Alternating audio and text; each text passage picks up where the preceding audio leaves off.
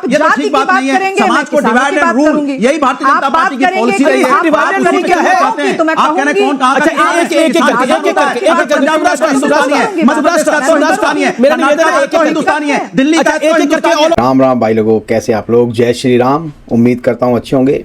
आपका स्वागत है हमारे चैनल पे। तो जी, प्रकाष्ठा की, चापलूसी की और चमचागिरी की भी एक हद होती है। जैसा कि आप जानते ही हैं कि आजकल किसान आंदोलन चल रहा है, उसमें भी किसान तो दिखाई नहीं दे रहे भाई। उसमें भी सारे वही जो आड़ती वगैरह हैं, पैसे वाले लोग हैं, मर्सिडीज़ पे आए हुए हैं, मर्सिडीज़ की छत पे बैठे हुए हैं, ट्रैक्टर आए हुए हैं 20-20, 25-25 लाख के एयर कंडीशन ट्रैक्टर हैं। तो वो भी, उसमें भी बहुत कुछ जूठापन सा लग रहा है। लेकिन उसके विपरीत जो हमारा मीडिया है, उसमें आजकल हर एक इंसान, कोई भी उठ के आ रहा है, वो बीजेपी का प्रवक्ता बना हुआ है और वही गोदी मीडिया को ही सपोर्ट कर रहा है। वो उसके साथ हमारे अमीश जी हैं ही हैं, वो भी सपोर्ट करते हैं। इनकी अपनी मजबूरी होगी, सच हो तो सच कहें, अगर चमचागिरी करनी है तो चाटुकारिता करनी है तो चाटुकारिता करें। लेकिन अभी एक नई शुभराष्ट्रा जी आई हैं, अच्छा बोलती हैं। वो मुझे लगता है कि 1-2 साल में बीजेपी की प्रवक्ता बन जाएंगी, जैसे डॉक्टर आलोक शर्मा बन गए हैं। तो जी, उनकी बहस चल रही थी अनुराग भदौरिया जी से।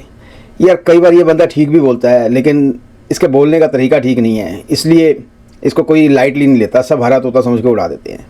कई बार बोलता भी सही है, जीतेंगे तो नहीं है 24 में, जीतेंगे तो नहीं, जितना मर्जी जोर लगा ले। लेकिन दिखता ये है कि हर एक बंदा ही आजकल बीजेपी का प्रवक्ता बन गया है।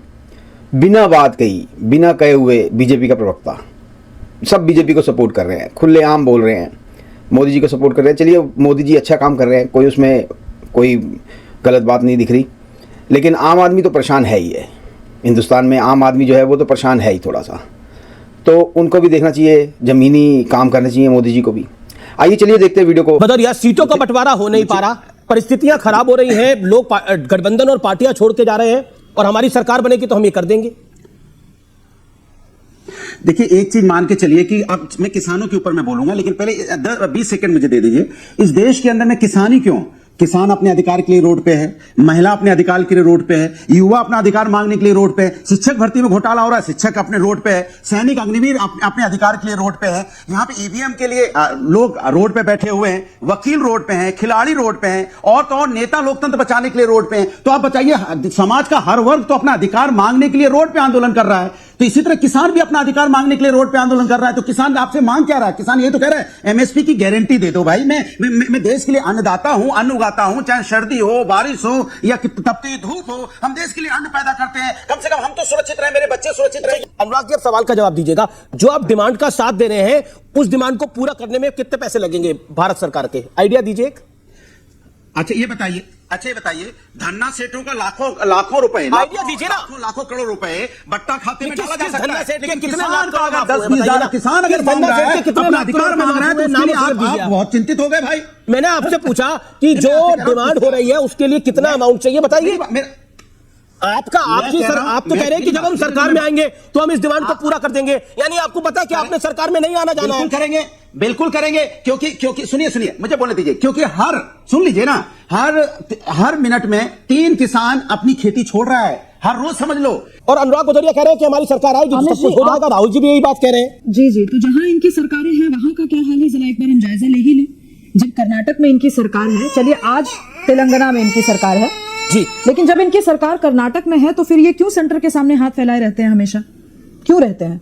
कोई एक स्टेट तो होना चाहिए ना जहां उनका अच्छा मॉडल रहा हो, जिसके बेसिस पर हम कह सकें कि हाँ सही बात है, इनकी सरकार रहेगी तो किसानों का इतना भला होगा। जहां प्रोटेस्ट ही अपने आप में एक इकोनॉमी हो गई हो, जहां प्रोटेस्ट ही अपने आप में एक आय का स्रोत हो गया हो, वहां आप किन लोगों से बात करेंगे? मैं बहुत जिम्मेदारी के साथ कह रही हूं। आपका वाजिब पॉइंट है। कौन किसान है? मैं जवाब ले लेता हूं। ये कौन किसान है? मैं तो प्रोफाइल जानना चाहती हूँ इन किसानों का।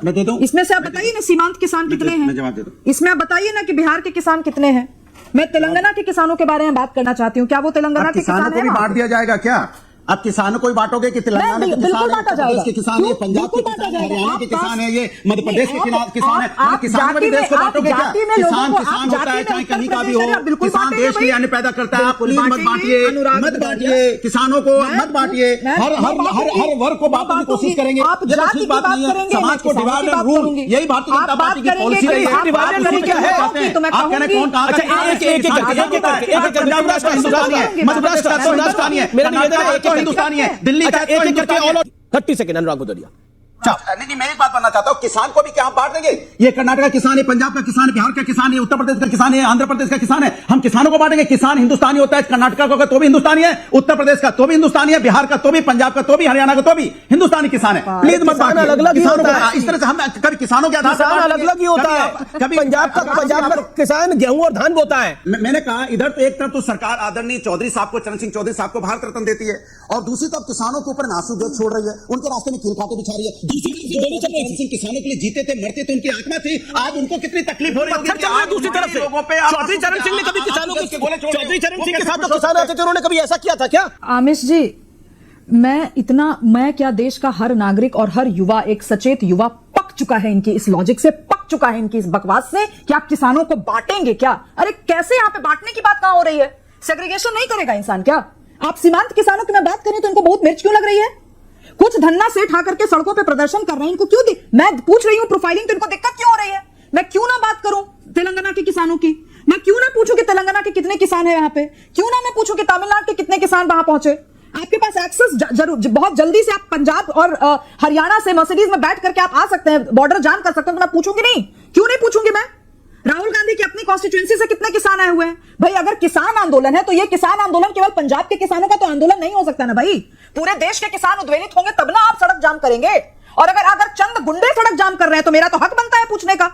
मेरे बच्चे स्कूल जाते हैं, उनको दिक्कत होगी, पढ़ सकते। कल मेरे यहाँ बुजुर्ग माँ बाप होंगे, अगर उनको पहुंचना होगा अस्पताल उनको दिक्कत होगी, होगा अधिकार। मेरे भैया, मैंने बोला था, मैंने पहले ही कहा था कि ये आदमी बीच में बदतमीजी करेगा, मैं बर्दाश्त नहीं करूंगी।